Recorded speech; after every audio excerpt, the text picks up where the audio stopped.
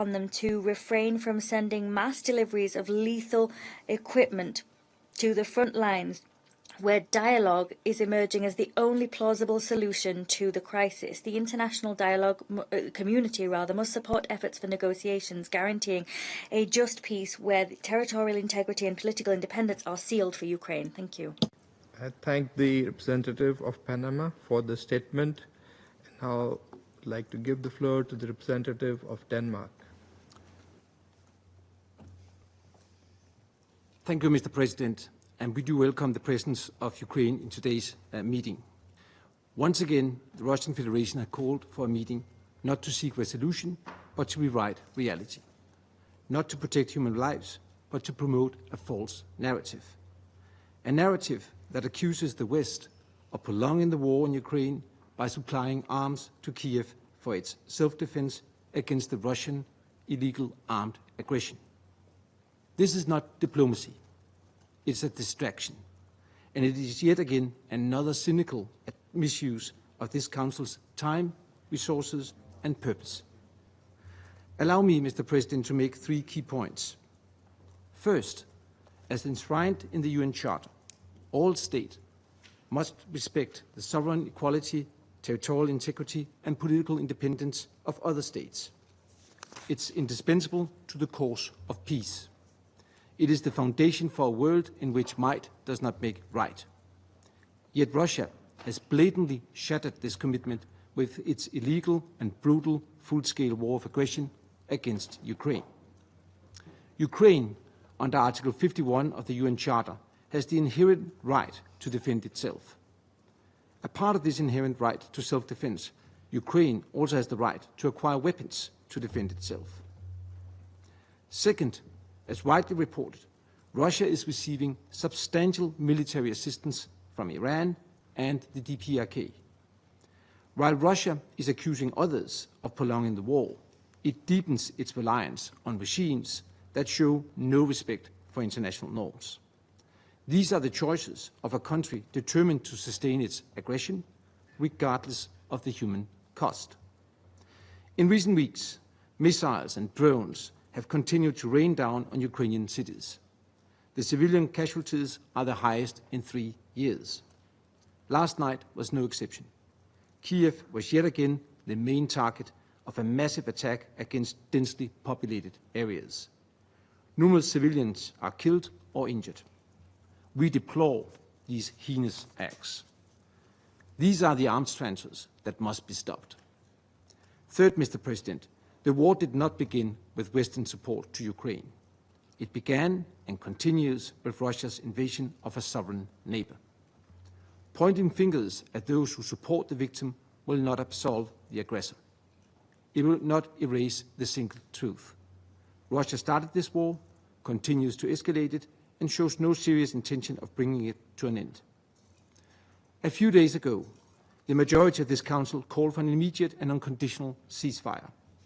Ukraine has repeatedly stated its willingness to agree to one. We call on Russia to do the same. Russia could end the war today if it would only stop attacking Ukraine and withdraw its troops from Ukrainian territory. It is now high time that Russia seriously engages in peace talks. I thank you. I thank the representative of Denmark for the statement. Now give the floor to the representative of Guyana. Thank you, Mr. President, and I welcome the participation of the representative of Ukraine in today's meeting. As we did last Friday, Guyana continues to express grave concern about the mounting civilian casualties in this war. Equally alarming is the fact that civilian infrastructure, including schools, hospitals, and critical energy infrastructure, continues to be targeted in a manner that disregards the principles of distinction, proportionality, and precaution. The prohibition on disproportionate attacks during any armed conflict is clear and is a fundamental principle of IHL. It must be upheld and respected by all. We reiterate our call for the conflict parties to fulfill their obligations under international law, including international humanitarian law, and to take all necessary precautions to protect civilians. Mr. President, Guyana has taken note of the many reports about weapons transfers to Ukraine and Russia, and the types of weapons being used in the conflict. We are compelled to reiterate our concern about the use of anti-personnel landmines and cluster munitions. Landmines are inherently indiscriminate, while cluster munitions, when used in or near populated areas, are prone to indiscriminate effects. Both will continue to have lasting and devastating impacts on the lives of civilians long after the war ends. We also reiterate our call for the transfer of weapons and ammunition into this or any armed conflict to be done in line with relevant international legal frameworks, including Security Council resolutions, and have provisions for controls to prevent their irregular transfer and diversion. Mr. President, one development that Guyana finds especially reprehensible is the reported use of drones to intentionally target civilians. The Independent International Commission of Inquiry on Ukraine has documented widespread and systematic drone attacks in its latest report, which have targeted and repeatedly killed and injured civilians in Kherson province. Guyana condemns these abhorrent actions and calls for an independent investigation into all such allegations. Anyone responsible for intentionally directing attacks against civilians in this manner must be held accountable. Mr. President, the monthly meetings and the statements presented in this Council have failed to garner any meaningful and positive movement in resolving this conflict. In fact, the situation continues to worsen. It is clear that this Council must go further. The only effective means of preventing further atrocities is to end this war through peaceful means. This was the stated intention of Resolution 2774, tabled by the United States last February, which remains relevant today. This Council must consider what other actions can be taken by it to advance Resolution 2774. At the same time, we call for an end to the hostilities and for the parties to commence substantive discussions towards this objective. The international community must continue to support all efforts aimed at achieving this outcome. Guyana will continue to do its part. I thank you. I thank the representative of Guyana for the statement. Now give the floor to the representative of China. President, first of all, I congratulate Pakistan upon its successfully presiding over the Council's work. I commend you and your colleagues for your efforts in this month. I'd like to congratulate Panama as it assumes its presidency and wish it great success. Lately, Russia and Ukraine held several rounds of direct negotiations, reached some consensus on humanitarian issues such as the exchange of the prisoners of war, and made positive progress. At the same time, the crisis persists, and the end of the war is nowhere in sight. Large quantities of weapons and ammunition continue to flow into the battlefield, causing new casualties and damage to infrastructure.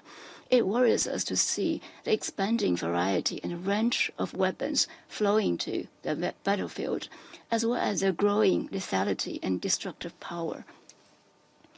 It was reported lately that both sides have deployed combat robots on the battlefield, further showing that Russia-Ukraine conflict is increasingly becoming a testing ground for new weapons, and how war is fought could undergo dangerous changes. I wish to reiterate that weapons may win wars, but they cannot bring about lasting peace. The reckless supply of weapons to the battlefield will only intensify confrontation, prolong the conflict, and cause risks of proliferation, and inflict further casualties and suffering on the people of both sides and the broader region.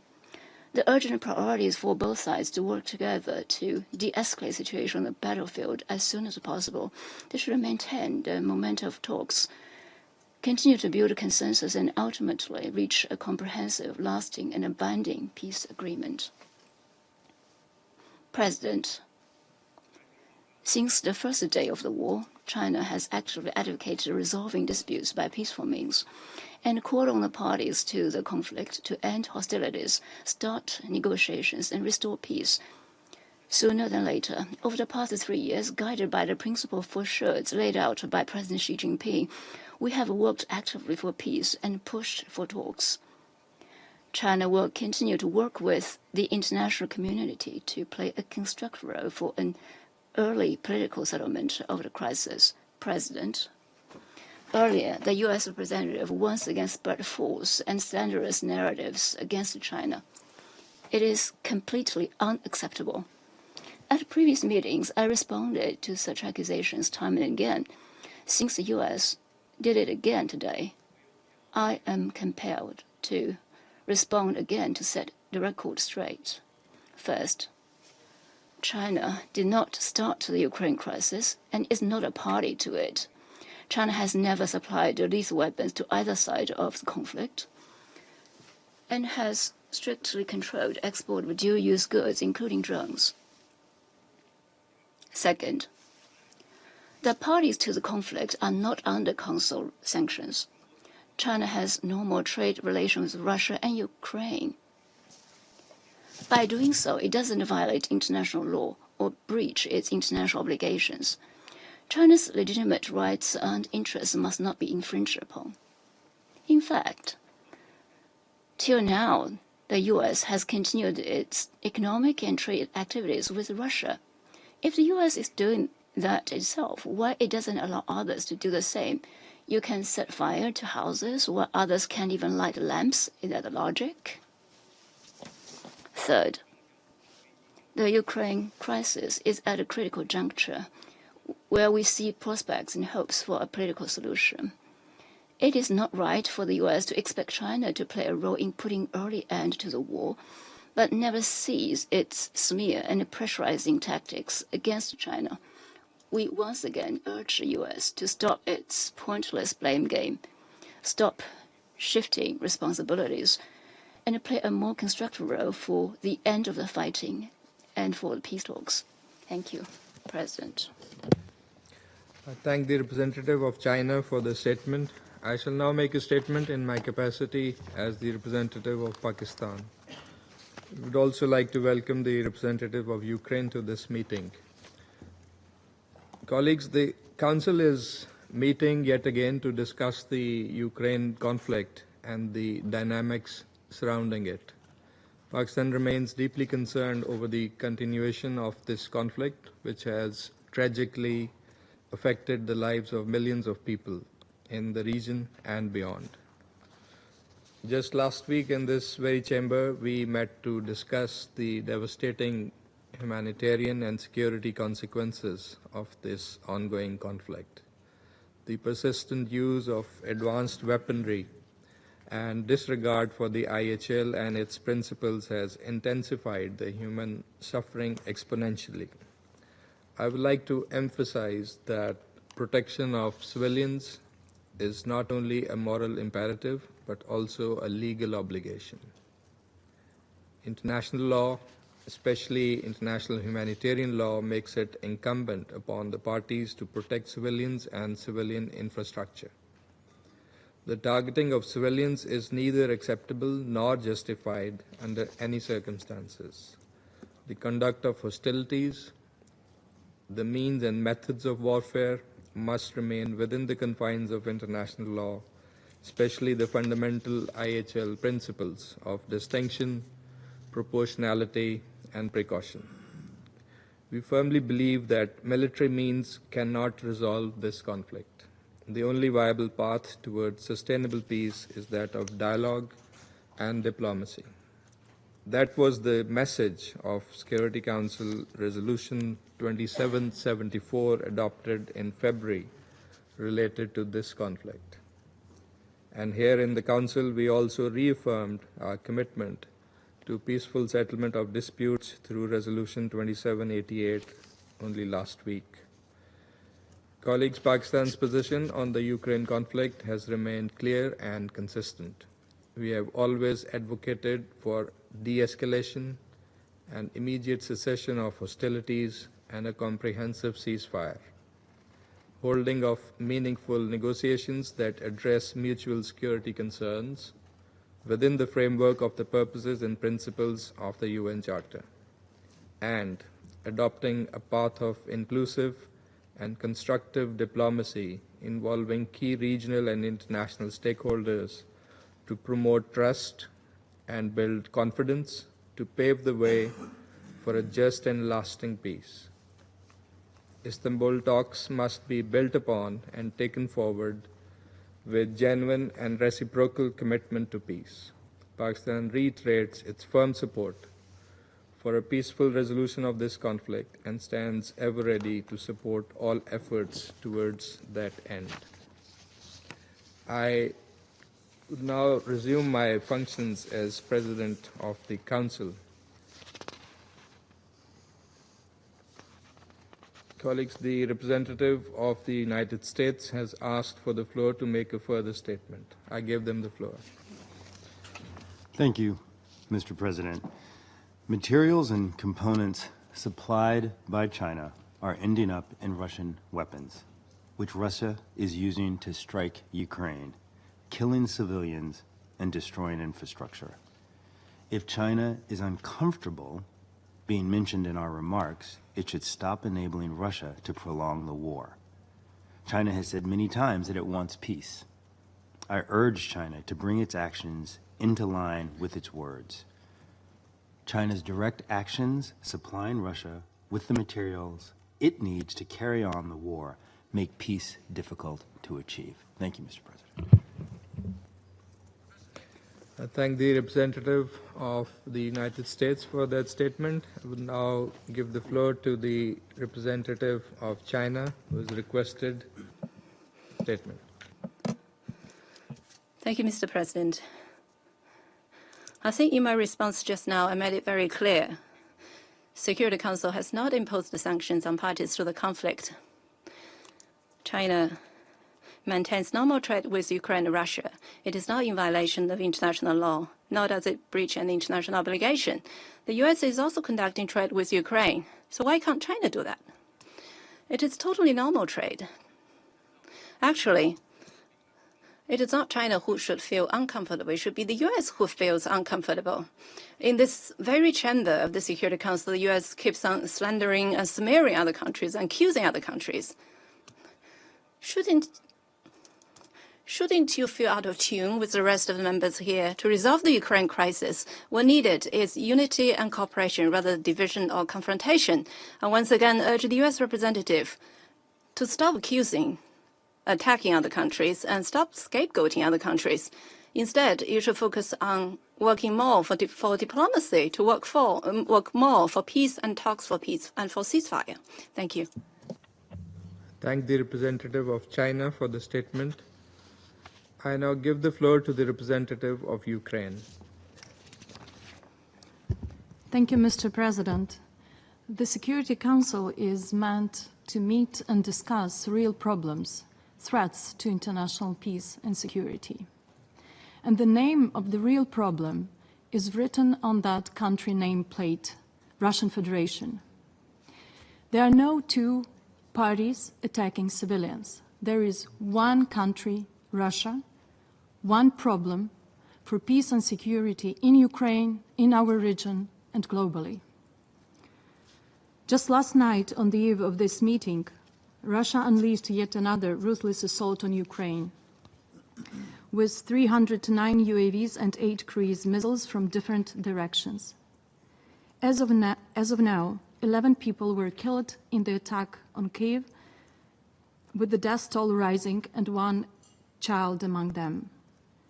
Another 135 civilians were wounded across the capital, including 11 children. Ukraine has requested the presidency to convene a separate Security Council meeting to discuss these real attacks on peace and security. Let us be clear here. Today's meeting, convened at the request of the Russian Federation, is both cynical and morally repugnant. The very state that launched the largest war of aggression in Europe since the World War II now attempts to portray itself as a victim of so-called Western interference. This is not only a grotesque distortion of reality, which is used by the Russian state for years, it is also an insult to the multilateralism, to the United Nations, to the principles enshrined in the Charter, to all of you, distinguished members of the Security Council.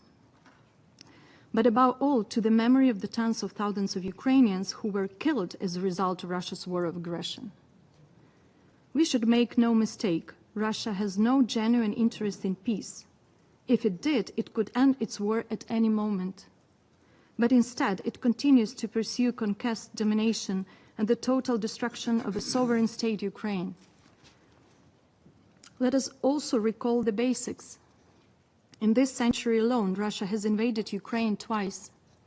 First in 2014 with the illegal occupation of Crimea and parts of the Donetsk and Luhansk regions.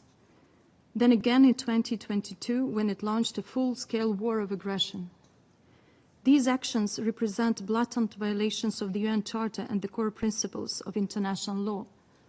You all agree to that. At this very moment, Russia is still trying to illegally occupy more Ukrainian territory. It bombs cities, targets civilian infrastructure, kills innocent people every single day. It has staged sham referenda, denied Ukraine's sovereignty, and works openly to erase our independence and statehood. And yet, while committing these egregious violations, it dares to accuse others of undermining peace. Mr. President, simultaneously, the Kremlin continues to fuel its war of aggression and draw other actors into its campaign of terror. Since 2022, Iran has supplied the Russian Federation with hundreds of unmanned aerial vehicles, flagrantly violating Security Council Resolution 2231, while its restrictions remained in force. This impunity for gross violations of international law by both Russia and Iran has emboldened others, particularly the Democratic People's Republic of Korea, to exploit the situation and advance their own destabilizing agendas. Since 2023, the regimes in Moscow and Pyongyang have significantly deepened their military and military technical cooperation, including unlawful arms transfers and the reported deployment of North Korean military personnel in support of Russia's armed aggression against Ukraine. Russia's war machine is now being sustained by Iran and the DPRK in direct violation of multiple Security Council resolutions and the foundational norms of international law.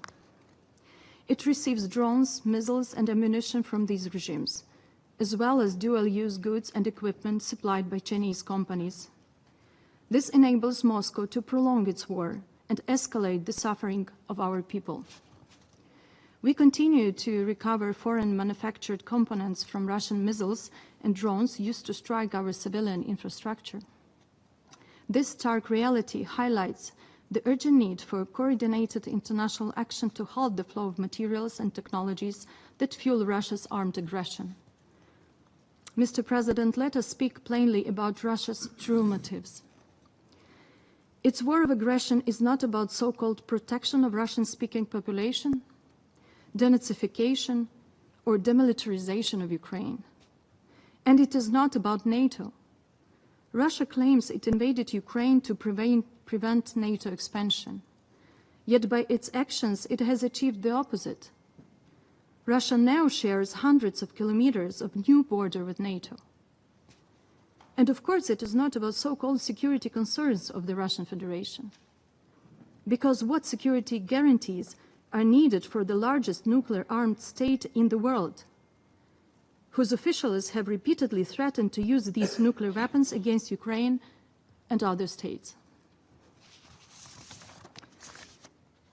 At its core, this war is about the survival of the Kremlin's authoritarian regime, which has ruled the Russian Federation with an iron grip for over a quarter of a century. It is also about imperialistic ambitions of Russia, which tries to eliminate Ukraine as a state from the political map of the world and to destroy Ukrainians as a nation. Faced with the domestic stagnation, a shrinking economy, demographic decline, and rising political dissent, the Kremlin chose war as a tool of distraction and repression. Russian justifications for the war we have been hearing since 2014 are pure lies. What Putin and his regime truly seek are consolidation of power, violence, absence of freedom in Russia and in the countries bordering with Russia. And this is why Russia is consciously continuing this war, losing every day over 1,000 of its own soldiers on the battlefield. Overall, it has already lost over 1 million soldiers. Moscow regime doesn't care about them and is ready to sacrifice even more of these very reasons. Distinguished members of the Security Council, the Moscow regime will not stop on its own. Left unchallenged, it will continue down a path of killing and destruction, aggression, occupation, rape, torture, the deportation of children, and the systematic violation of international law and the UN Charter. We will continue to defend our people, Ukraine's sovereignty, and future of our children. We seek a comprehensive, just, and lasting peace, grounded in the principles of the UN Charter, and nothing less. We repeat, a full, immediate, and unconditional ceasefire is essential. It is the first step to halting Russia's war of aggression against Ukraine. Peace will not come through appeasement or equalizing the aggressor and its victim. It will come through unity of the free world, determination, and justice. The UN Security Council has a critical role to play here. Its voice must be strong, its stance unmistakable.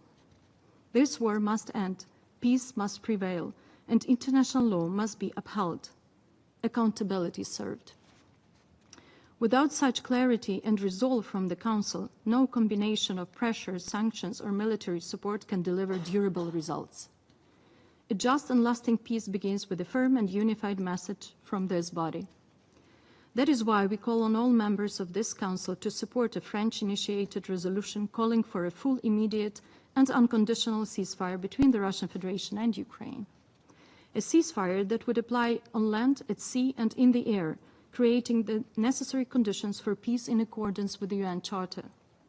Now is the time for this Council to come together and to demonstrate the unity and resolve needed to help end this war. In the meantime, we are profoundly grateful to all our partners and allies. Your military support is not only a lifeline for Ukraine, it is a defense of international law and the rules-based order, where aggression is not rewarded. There is only one path to ending this war. Russia must be pushed back, economically, with strong sanctions, politically and militarily.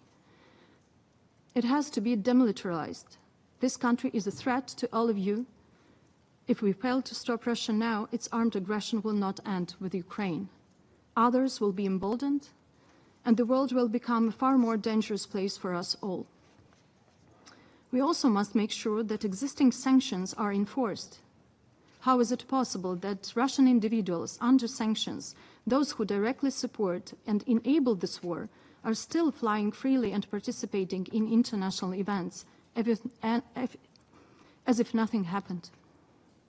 What message does that send to the aggressor and to the victims? Mr. President, at last week's Security Council meeting, the Russian Federation said nothing about ending the war, not a single word. Instead, it obsessively fixated on Ukraine's internal affairs. Today, it pretends talking peace with one hand and killing innocent civilians in a sovereign state with another. This obsession is revealing Russia cannot stand Ukraine's development, democracy, language, or identity. Its goal is to destroy everything we have built. We often hear, no one will win this war. We see it differently. International law must win. The UN Charter must win. The principles of sovereignty, territorial integrity, inviolability of internationally recognized borders, and the independence of states must win. Because if Ukraine's borders are not secure, will yours be? This war is not only about territory. It is about domination, repression, and fear. The Moscow regime's insatiable hunger for occupying foreign lands exposes its deep-rooted greed.